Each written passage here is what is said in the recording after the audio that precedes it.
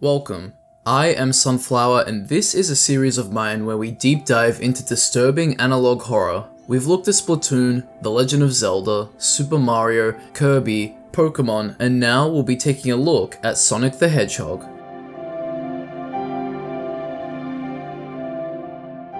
Unsurprisingly, Sonic horror content is still huge. I think we have the Sonic.exe creepypasta from years ago to thank for that. And the way it's presented has changed a lot too, and with that change has come analog horror.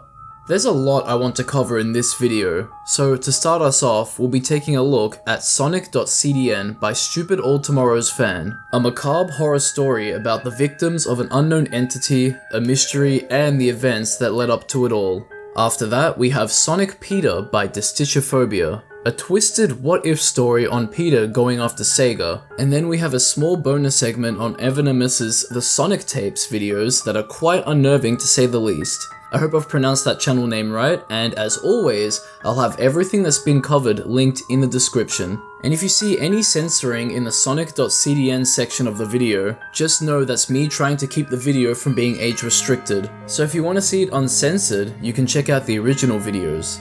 I'll also have it uncensored on my Patreon. Now without further ado, let's dive into Sonic's disturbing analog horror.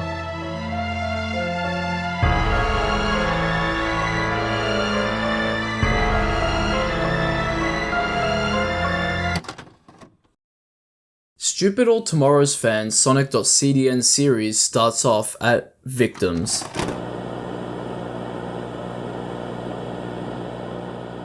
The description reads, November 8th, 1989. All of these videos have a date in the description, so if you hear me reference a date, that's why.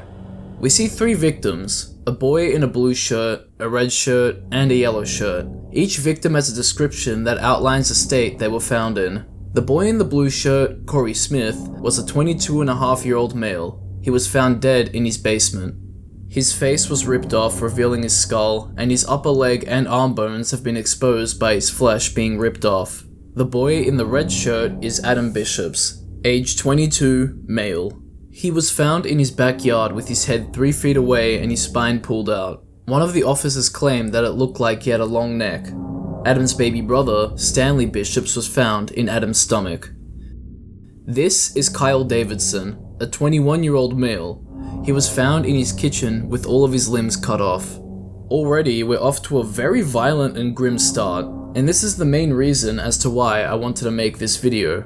These three boys and one of their brothers have been brutalized by something unknown. Who could have done this? What could have done this? Not even the investigators assigned to the task could figure it out. Things start off so gruesome, brutal, but silent. Agony.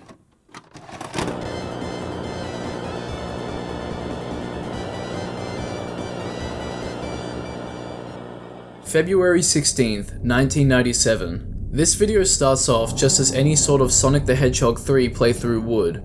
Sonic and Tails fly to Angel Island in pursuit of Dr. Robotnik. Having the 7 Chaos Emeralds, Sonic transforms into Super Sonic but is attacked by Knuckles. And that starts off the first level, Act 1 of Angel Island. Everything seems normal. Sonic and Tails find themselves in the hidden stage collecting the blue orbs for a Chaos Emerald. Again, everything seems normal, until it isn't.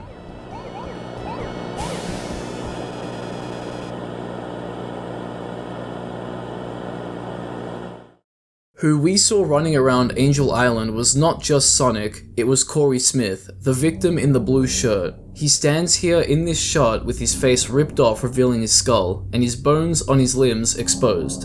Corey goes on to explain to us that he's forced to relive his torture over and over again, in constant pain, by a demon. That demon makes him play the role of Sonic as it plays the role of Tails. What we saw was not Tails.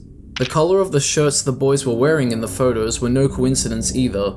They correlate with Sonic, Knuckles, and Tails respectively, 3 characters found in Sonic 3. But Kyle isn't Tails here, it's a demon. This is the demon that laid waste to its victims.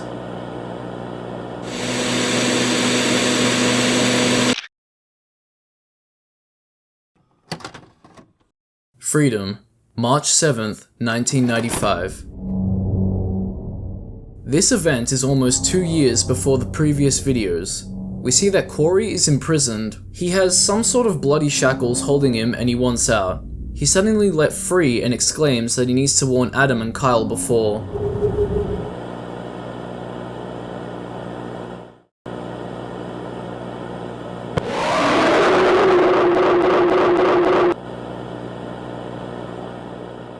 Where did that vermin run off to is stated by the demon before the video ends. Warning, November 1st, 1989. Wait a minute, the date of the previous video is off by almost 6 years. How can that be the case? We'll come back to that later, but Corey goes down to warn Adam of the danger he's found himself in and the danger Adam faces, but we already know that it's too late.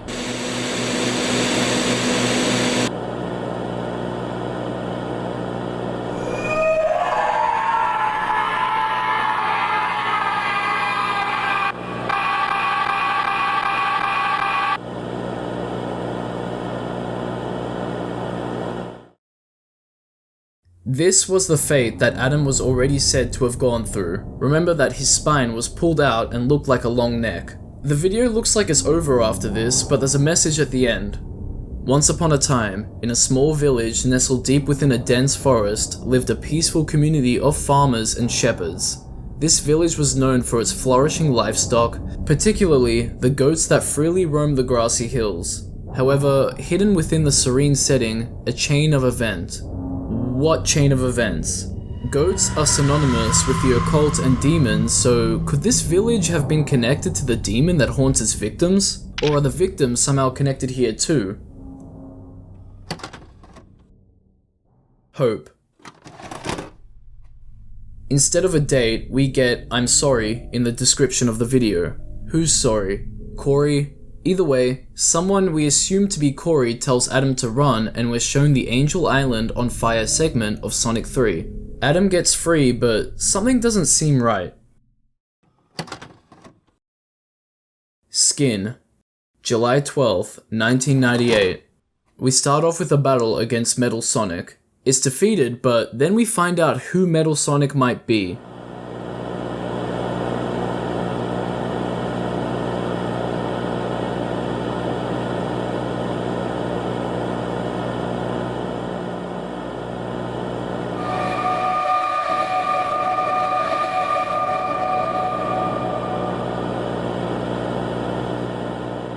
Stanley Bishops, age 3, Adam's younger brother that was found in his stomach. It's likely that he is Metal Sonic since he lacks skin. That is disturbing to say the least. Safety instructions. February 6, 2000.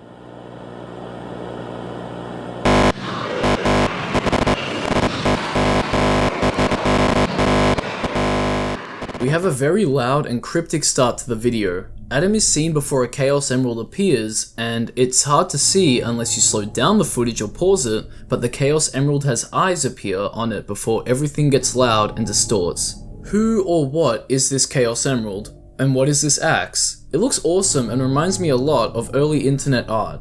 I wonder if that was intentional or not. We get a government warning message letting us know that there's a goat-like creature roaming Alabama. This would obviously be the demon, the same one most likely linked to the peaceful community of farmers and shepherds from the warning video. At the end of the video, we see Adam holding the previously mentioned axe, and it looks like he's going to attack the demon.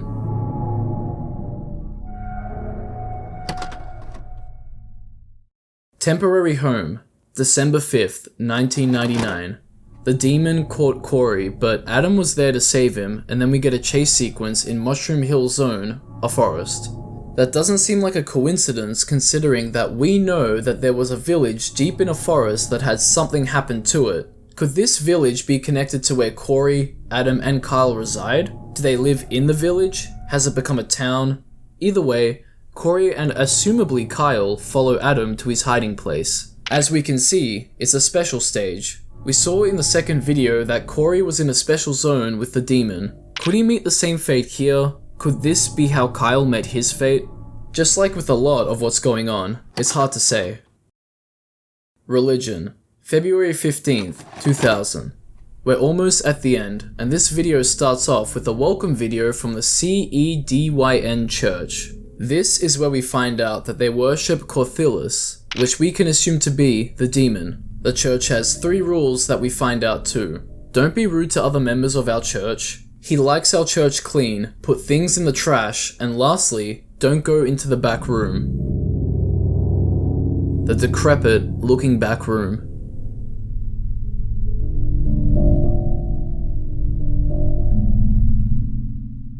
From here, we're shown someone walking home from work, being stalked, and then hiding in their basement. They never got to say goodbye. But who was it? We know that Corey was killed in his basement, but could this be another victim, or could this be Corey reliving his pain, being exposed to it as a form of torture? And lastly, we have Trapped. September 7th, 2004. Corey has been going through all of this since 1989, and it seems that his sister, Mia, has something to do with it. She wants to keep him trapped in the TV, which would explain the Sonic 3 visuals. The video ends with text explaining that a 911 call was made at 3:05 AM. Nothing was heard other than a text-to-speech bot reading out an address, and that's where things end, for now. So, where does the end of Season 1 leave us?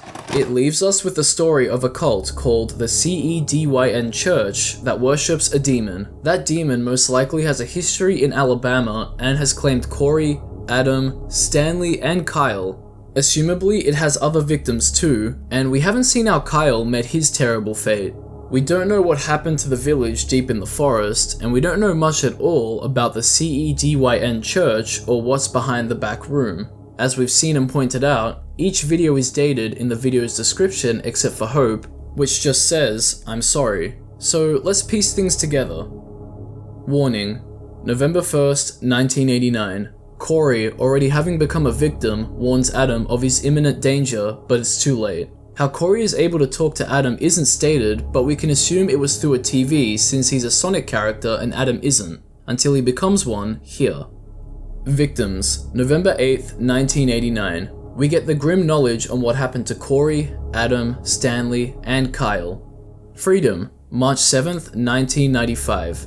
Almost 6 years later, we see Corey trapped by the demon. He somehow escapes and goes to warn Adam and Kyle. At this part in the timeline, they would be represented by Sonic characters and hiding somewhere too, right?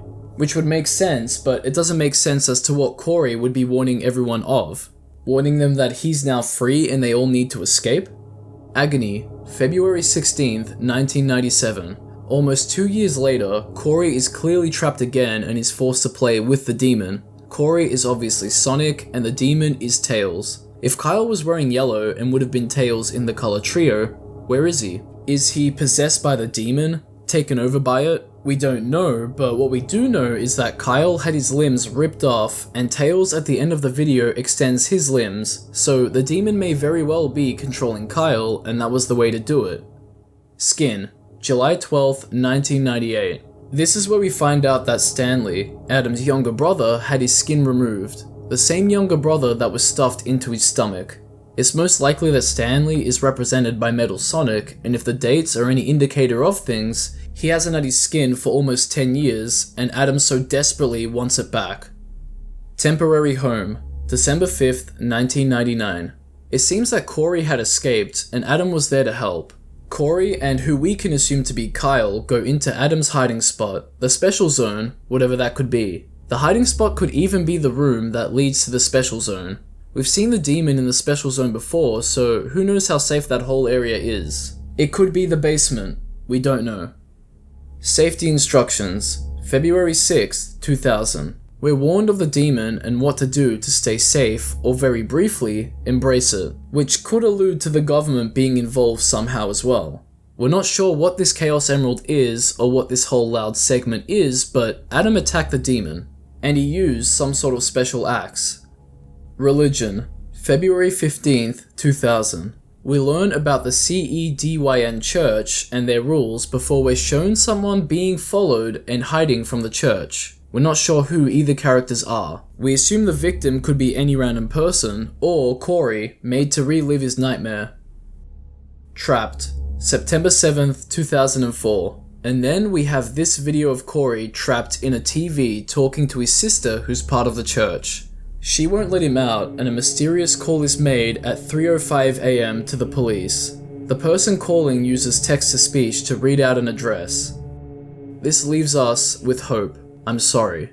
This video doesn't have a date, and it states that Adam gets freed. This could mean anything. It could be at the end of the timeline, before Adam fights the demon, anywhere in between really, but who knows. Regardless, Corey, Adam, Stanley, and Kyle have been mutilated, and for some reason they exist within a TV, and the events that happen to them are shown in the style of Sonic the Hedgehog 3, the video game. It reminds me a lot of Too Much Kirby, a Kirby analog horror series I've covered on the channel previously. Why the demon wants to torture them is unknown, but they're trying to end things. Overall, the story we have here starts off very strong, but gets a bit convoluted as it goes on, with a strange cliffhanger ending to Season 1. So it gets a bit confusing, especially with the whole constant torture. It seems like our characters are stuck in some sort of torturous loop, but it's not clear if certain videos allude to other victims. Since this is Season 1, hopefully we get a Season 2, and hopefully we'll get our answers to the timeline and the mysteries of Season 1. But if you'd like to watch the series, analyze it for yourself, or see it uncensored, check it out on the Stupid All Tomorrow's Fans channel linked in the description, and Season 1's playlist will be there too.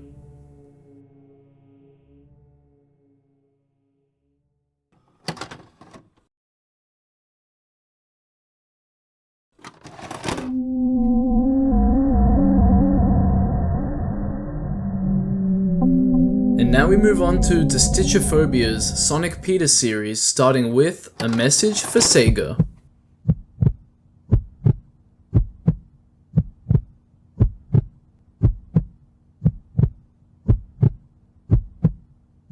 Hello everyone, especially kids. This is a crudely animated segment created supposedly by PETA, the animal rights activist group, and they say some pretty accusatory things. That Sega abuses animals. They allegedly crush Sonic, drown Tails, and the shitty fat human, Dr. Robotnik, electrocuted Knuckles. And that hurted so much. We just wanted to tell you, Sega, that please concern to fucking kill all your games and persons who work with you, for the love of all animals. Well, I mean, I couldn't have said it better myself, Tails. And if you haven't noticed, this video is heavily parodying the extreme and controversial history and statements an activist group can have. But getting back to the video, we,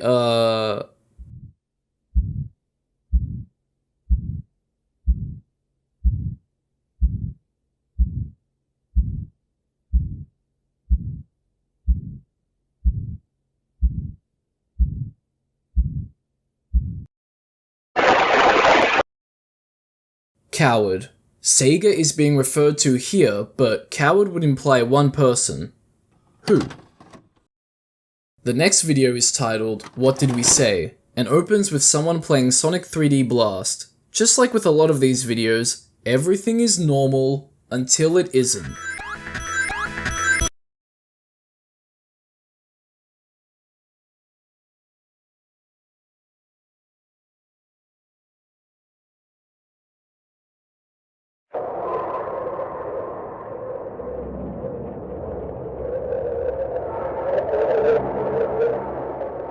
Don't support Sega. Whoever this Sonic character is starts accusing the player of being a traitor, which would imply that they're part of PETA, right?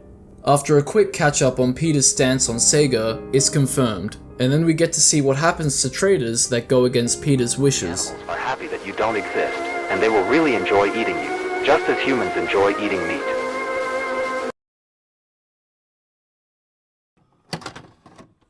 Incident.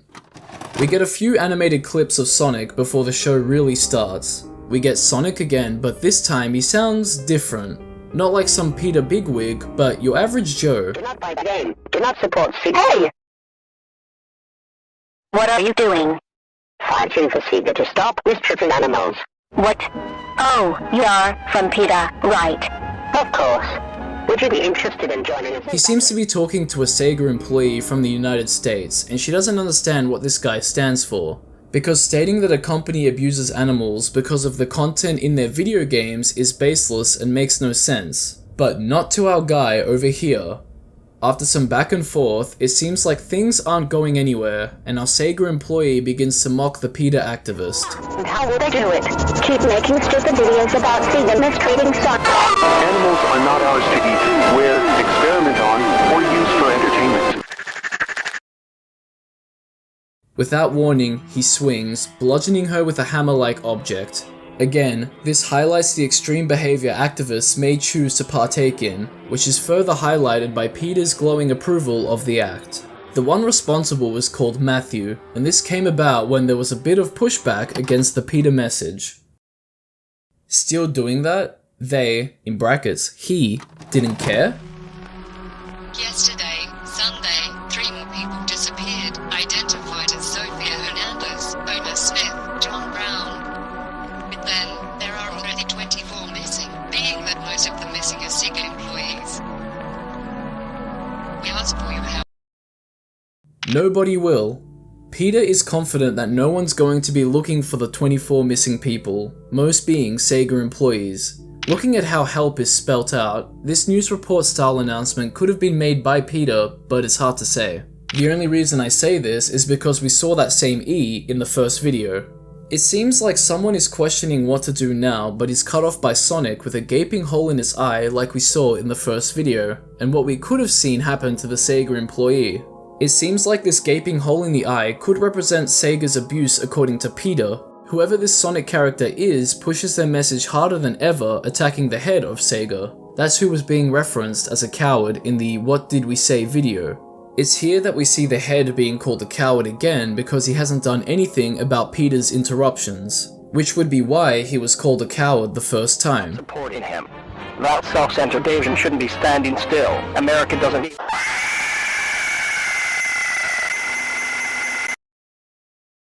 I had to turn the volume down here because this part was so loud. So if you're going to watch these videos in your own time, just remember that for this one. Aside from the loud screaming, we see a bloody and torn apart body, another victim of PETA. And then we get this text again, and it's now obvious to us that this is the head of Sega speaking, but he's cut off again by someone known as him. This Sonic. He explains that the Sega employee, now known as Joanna, was to blame for provoking Matthew, the PETA activist, for attacking her, which we know to be a bit of a stretch. He will? Finally.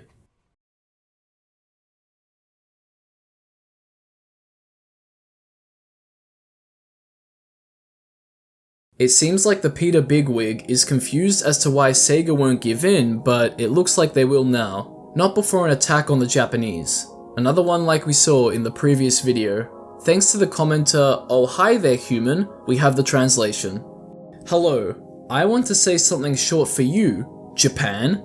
No one will mourn your death because you are a terrible animal abuser, just like him. Keep ignoring us like he did because you can never open your stupid mouth to protect yourself like he did. It's been years and you and he haven't done anything to stop us. This he is Sega, the big Sega, the one running it from the top.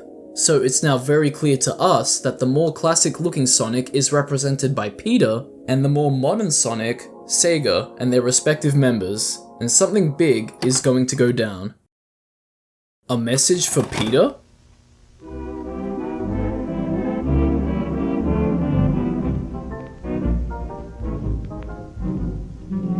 Hello everyone, especially PETA. And yes, I am the boss of Sega Japan. And I know, I have the most good and fluent English, being a Japanese person, because blood convenience, fuck you. Well, the big Sega boss is sending PETA their much wanted response. He slams PETA with his response being forced and unapologetic, calling out PETA's violent behavior and pointing out why Sega is being targeted. Or at least, why he thinks. It's because in 2016, the boss of Sega was recorded losing in a game of Sonic, and that was regarded as animal abuse. This is Haruki Satomi, the real-world CEO of Sega, and this would be him. There's further mocking after this, and then it's confirmed that the show we see PETA using to get their points across is some sort of anti-meat mini-show. and it's made evident that PETA should care more about real animals and control their Just activists. like America, I hope I forget about your existence, Peter. I hope I will never see you again. Yeah, well, we didn't expect you to answer in such a suitably rude way. But what do we expect from an Asian? Let's get to the point. Congratulations. You finally made us think about what we were doing, but not the one you're thinking. Of course not. How are we going to leave all this great wonder? It's totally perfect. But anyway... PETA, despite asking for a response, interrupts the response and gets racist again before going on an unhinged rant. This caught me off guard. PETA accuses the Sega CEO of even more things like letting a child drown in 2007 and hitting a co-worker, breaking one of their arms, hitting a child for being close to him, saying that workers didn't deserve better pay, comments towards animals, and laughing at dead animals. There's so many accusations made, and according to PETA, fans don't know about all of this, and they say that animals being fictional or jokes being edgy isn't an excuse. And now we get to the craziest parts of the video. And speaking of dead animals... Now this doesn't seem absurd, to you? I guess you won't care that fox drowned to death, right? Because it doesn't exist, right? I guess this isn't, right? Because they don't exist, right? And what about them now? They are real. This is where interpretation comes in. Do we believe that this is a real hedgehog and fox considering that they look lifelike, or that this is just a drawing in PETA's show? On one hand, these segments have been set up to be a mini show, but on the other hand, PETA has been seen to be batshit insane. Speaking of, things get even more insane from here. I know. All of this was unnecessary. For you. Because for us, it was more than necessary. Because we know that something so fucking simple must be explained to an Asian 300 times. Because they don't give a fucking shit what they are told. Because they are disgusting. Full of cockroaches in their stupid brain. That's why they have so much child... Okay. So, PETA goes off the rails here with what's being said. It's insane and caught me off guard. But these instances of killing live animals and resorting to these sort of insults is extreme behavior. And, you know, famously, PETA is known for having put down a lot of animals they've rescued, so there's probably some inspiration there. Oh, and in case you thought PETA's rant was over, it still continues on from here, hitting its peak of insanity. Japan, you know what is going to happen to you? Nobody is going to cry for your death. Nobody. Because you are a nasty fucking human being. You are going to die. I will kill you. And then I will make all your stupid parts eaten by the animals. Nobody will miss you. Nobody. You will be turned into a fucking food for the animals. You will see what is going to wait for you, fucking Asian. The same happened to you as them.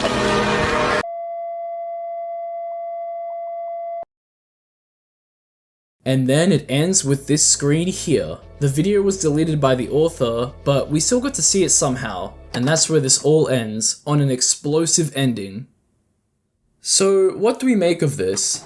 This is a, for legal purposes, fictional story of PETA harassing Sega and doing some extremely illegal things to their employees, and even PETA activists to get Sega's CEO to address the accusations lobbied against him in a fictional setting and story. The story itself is clearly presented to us and parodies extreme behaviors activist groups may show, which in that context, I can see the humor and the horror. Regardless, this story is unsettling to say the least, and the visuals keep to that analog horror look. It's all done really well, especially with Sonic's caved-in eye. It's so hard to look at sometimes. One thing that was a bit of an elephant in the room was the English grammar in each video. Obviously, it was a bit off, but I think it works for the series as it adds to the unsettling nature of things. It takes away the familiarity that you'd have when hearing a language you're fluent in. The audio is great too and fits in with the whole look and feel of things. It's subtle, you know? You don't notice it as much when it's there, but you'll notice when it's gone, which to me means that it's done well. So if you'd like to watch this all for yourself, I'll have Dystitchophobia's YouTube channel and the Sonic PETA playlist in the description.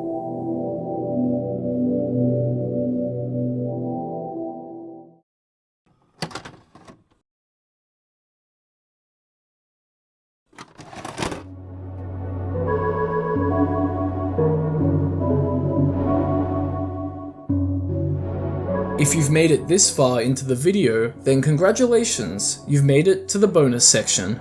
I wanted to highlight a small series by Evanimous called The Sonic Tapes. There's only 3 episodes of it, House Footage, Two-Tailed Fox, and Cry of the Forest, and they have a loose story tied to it all.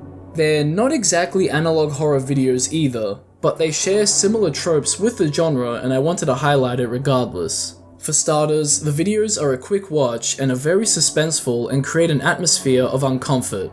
You sit there in silence with white noise waiting for something to happen in all of the uncanny and dark visuals as suspense continuously builds up. And even in the presence of something that should break that suspense, a lot of the time, it doesn't.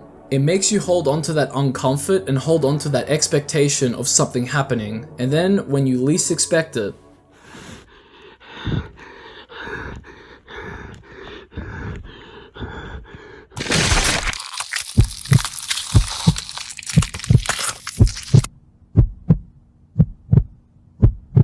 and you'd think you'd expect the scare, but because of all the psych outs, you let your guard down. And that's the psychological beauty of something like the Sonic tapes. Oh, and obviously, everything is animated to look uncanny and nightmarish. I mean, just look at these quote-unquote lil fellas. There's also an animation on the channel called Sonic the Hedgehog Animation that makes the horror a little more obvious and contains it to the Sonic universe, a contrast to the Sonic tapes in multiple aspects at first, and then hones in on what excels in this genre. So if you'd like to check all of this out, I'll have the Evanimous channel, the Sonic tapes, and the Sonic the Hedgehog animation linked in the description.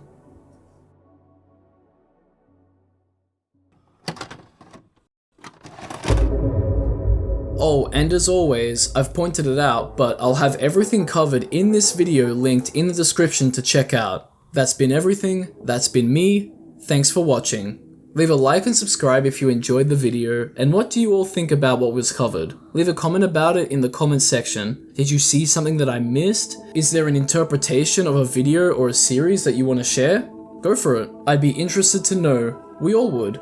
I hope we can see more from all the creators highlighted in the future. It seems that Destichophobia's Sonic PÆTA series may be over, but a season 2 of Sonic.CDN by Stupid All Tomorrow's fans might be in the works. And it looks like Evanimous's The Sonic Tapes is still in the works, so stay tuned for that. Check out my Patreon too, there's some pretty awesome rewards there in each tier, like getting your name in the credits of the videos like these legends. Speaking of which, here's a massive shout out to my lovely patrons. Oh, and there's a free tier too, so that's cool, right? Anyway, that's all for now, and I'll catch ya in the next one.